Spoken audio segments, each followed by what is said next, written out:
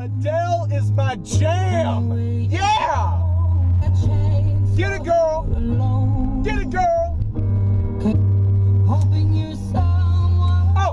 get it, girl. I used to know. Look like a movie. You still sound like a soul. My darkness reminds me Of when we were young. You look like a movie. You sound like a song. Oh, you remind me of when we were young. Hey everybody, Rev Stu here.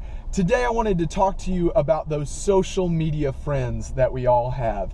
Those people who are only around when times are good, and then when times are bad, they kind of shy away, but then when times are good, they come back again and they tell everybody that you are friends because you're friends on social media.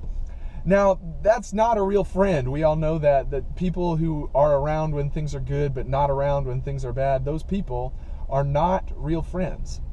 But we all have those people. We all have those kinds of people in our lives. And in my life, I know that it's been very true that those people come around pretty often. See, I used to be 250 pounds and 33% body fat. I was no one special by the way that you might look at me. And so there were a lot of people who just kind of wrote me off because of the way that I looked. But then once I started to get healthy and once I started to look differently and in certain people's eyes start to look better, then a lot of those people who never gave me the time of day started to give me some attention. And now that I'm a professional wrestler, now that there's thousands of people who watch me wrestle each week, and now that I'm getting to travel all over the country and all over the world speaking, there's tons of people who claim to have always been my friend. But where were they? Where were they when things were not going so well? But I think that we do this to people as well. We will love someone, or we will do something for someone in order to get something back, or because of how they might be able to repay us. But we all need those people in our lives who are just there because they love us.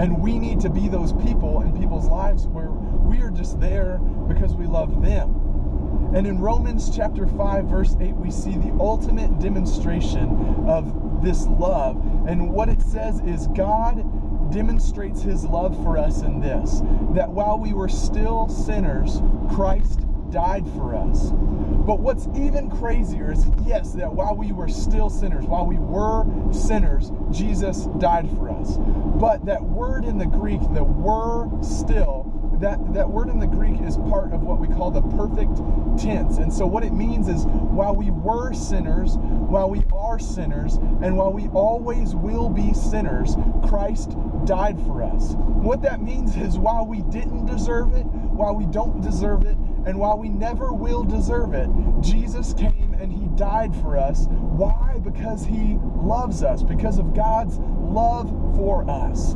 And that's the thing. See, love wins the fight. It's not about what we can give back. And there's certain people who like getting gifts, and there's certain people who like spending time with each other, and there's certain people who just like positive words, and they like getting all of those things. But in the end, it's just the love itself that will win the fight. And so what I want you to know is that Jesus died for you knowing that you will never deserve it. So quit trying to deserve it, because he doesn't want you to try to earn it. He doesn't want you to try to feel like, oh, if I do this, God's going to love me less. Or, oh, if I do this, God's going to love me more. Because neither of those things is true. What we need to know is that Jesus knew exactly what he was getting himself into. While we will never deserve it, while we didn't deserve it, we don't deserve it, and we never, ever will, he still chose to come and to die for us. And because of that death, because of that sacrifice, we can know that love wins the fight. Have an awesome day, my homies. Peace.